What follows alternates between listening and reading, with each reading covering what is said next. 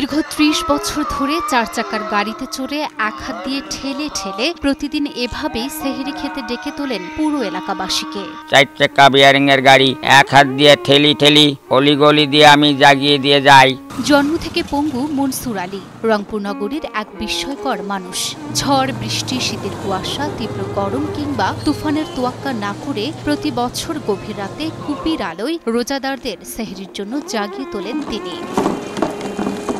রমজানের পবিত্রতায় মগ্ন নগরবাসী প্রতিদিন অপেক্ষা করে সেই চেনা ডাকের। কখন ডাক দেবে মনসুর আলী? শুনতেই পারতেছেন যে মনসুর আঙ্কেল সেহরির জন্য সবাইকে ডাকতেছে। তো আমরা কিন্তু ছোটবেলা থেকেই শুনছি এই আঙ্কেলের আওয়াজ এবং আমাদের রাস্তার পাশে আমাদের বাসা। মনসুরের ডাকি যেন প্রতিদিন ঘুম ভাঙে সবার। প্রতিদিন অলিগলিতে এভাবেই ঠেলে ঠেলে ঘুরে বেড়ান তিনি। আমরা সবসময় কিন্তু ওনার আওয়াজ শুনেই উঠি। আগে কিন্তু এত বেশি ঘুরে অ্যালার্মের ইয়েটা ছিল না, কিন্তু এনার সাউন্ডে আমরা উঠতাম। রাস্তার পাশে ছোট্ট একটি টিনের ঘরে বসবাস করা এই মানুষটি শারীরিক প্রতিবন্ধকতাকে জয় করেছেন তার মানবিকতা, উদারতা ও ধর্মীয় দায়িত্ববোধ দিয়ে। কোনো আর্থিক স্বার্থ নয়, শুধুমাত্র ভালোবাসা আর দায়িত্ববোধ থেকেই তিনি রোজাদারদের জাগিয়ে তোলেন বলে জানান। আজ ৩০ বছর থেকে বিভাগীয় সিটি ডিজিটাল রংপুর জুম্মাপাড়ায় এবং জনসাধারণের এবং সেবায় আমি মনসুর আলী। তার কণ্ঠস্বর ভেসে আসে নগরীর বাতাসে, আরামপ্রিয় মানুষদের মিষ্টি ঘুম ভাঙিয়ে দেয়, মনে করিয়ে দেয় সেহরির সময় হয়ে এসেছে। চাচা মনসুর আলী সে প্রতি বছর রমজান মাসে সেহরির সময় এইভাবে জাগিয়ে তোলে সবাইকে, মুসল্লিদেরকে।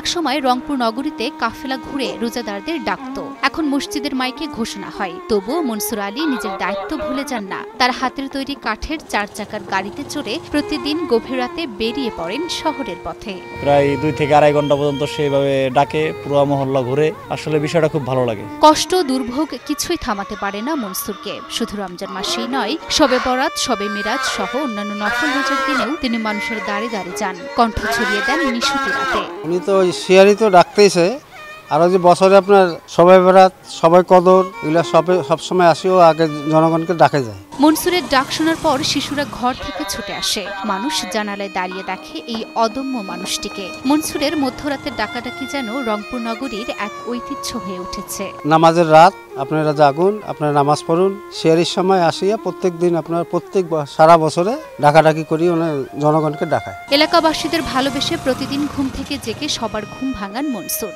তিনি যেন মানবিক এক আলোর দিশারি, যিনি ৩০ বছর ধরে ধর্মপ্রাণ মুসলমানদের নিঃস্বার্থভাবে জাগিয়ে যাচ্ছেন।